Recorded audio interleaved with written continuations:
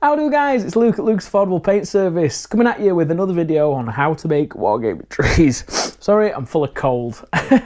What this video is going to be about, it's making trees out of gutter guard, this stuff. Alright, now these videos out there already, I mean I got the idea from Viv at Rubbish In Rubbish Out, great channel as we all know. It has been on the forums. I mean, I can show people how to make the gutter guard if you're really interested, which makes it cheaper again, but it just depends on how many trees you're making, all right? The reason I'm doing the video, though, is I'm going to show you how to make some really nice trunks to put your trees in and how to fit them in and everything. Also, the way that people in all the forums and like Viv uses, they use like carpet glues to adhere the flock to the tree. It works, but it's not the strongest way to do it. All right, the way I find that when I do it, you can knock my trees over and barely any flock falls off at all. All right, bit longer drying times the way I do it, but it makes a lot harder wearing tree. All right, which for us wargamers are clumsy and knocking them over and just how we are and rough with them, it's better to have a hard wearing product than something that's just quick and it'll do, but then makes a mess every time you use it. So that's why I'm doing this. All right, guys. So what I'll do is I'll get set up. I'll take you through how to make the trunk and the base first, and then I'll show you how to make the tree structure. All right, guys. Catch you in a sec. Right, guys. I'm going to narrate over this because I just blabbed on for ages about pointless stuff. Literally, grab a cheap piece of dowel or a pencil, anything that's round, that's bigger than the core of the hedgehog, the gutter guard, that sort of stuff. All right, I rough it up with a wire brush to get some texture, and then I use a rasp, which is a file. If you ain't got a file, just use some rough sandpaper will do it. And then I put some lines in just to represent bark. Simple as that. And then I drag the wire brush back over it to just get rid of some of the sawdust and things. But you can just scuff it up with a wire brush. It still leaves enough detail for dry brushing and stuff anyway. It's just me being a bit anal. You can cut it with a razor saw, junior axe saw. If you've got any power tools, use them. Alright guys, next step.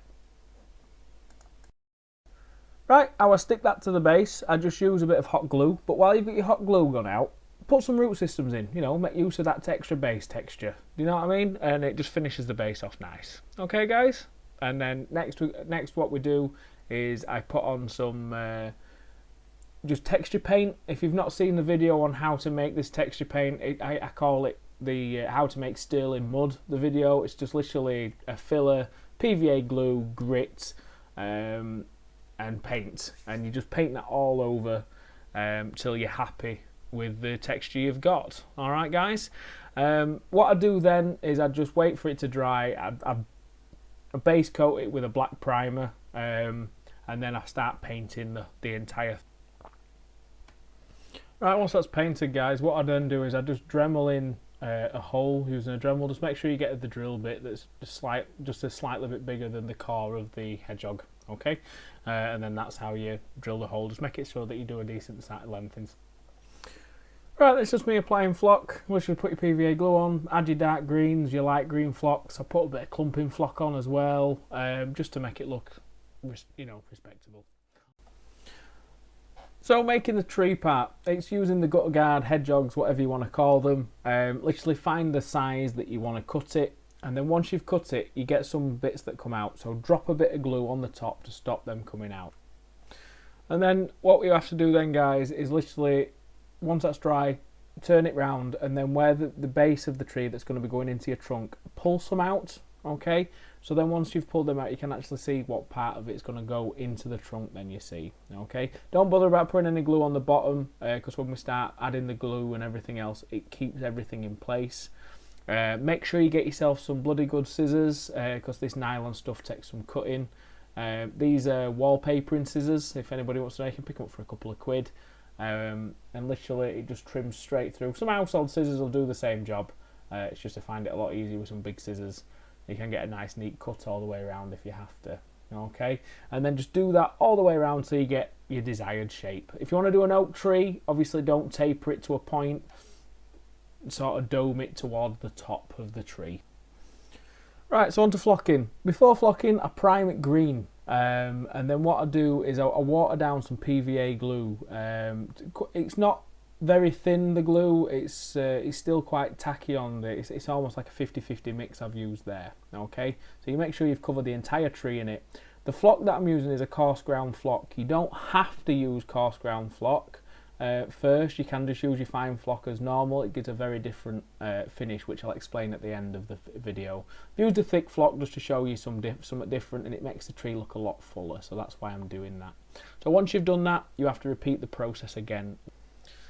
Right, so after it's dry, guys, I'm just showing you the tree, and then what I'm using is just fine flock the second day once it's dry. So I dip it again and I apply the fine flock over the coarse flock, so you get a nice finish, and I'll show you that in a second. Right, so for applying it to your base, shove some green stuff in the hole, and then shove your tree in there, and then that will be held very strongly in there and it won't come out. There is a bit of flock falling off at the moment. It's not fully dry. At the end I show you a fully dried tree, so I'll see you in a bit. Right, guys, so that's just Wargaming trees. You've got, what I've done is I've done a couple. I've done this one, which is just using fine scatter, alright? So that looks more something like you'd buy from a shop in it. I spent a bit more time cutting it. It looks a bit more like a kept tree, but just using fine flock, just sprinkled on is fine. You get quite a nice, perfect looking tree. Whereas the one that I did in the video with the clumping flock gives you a bit more of a wilder, unkept look. It's a lot more thicker. It's a lot more full. The different sizes. I mean, this one's obviously a slightly taller, and it's a slightly wider tree as well. But for scale purpose, I'll just get a model. So you can see the size, and that's the best thing about making your own trees. You can make them as big or as little as you want, but you know, for scale purpose, I mean, look at that. It looks awesome, doesn't it? You know, it's a proper big tree, because big trees cost a fortune. So if you're making them yourself, you can make them for less than £1 each if you make your own flocks and stuff as well. So that's why I do it, guys. I advise sitting down and doing as many as you can, as in I do about 40 in a day. Okay.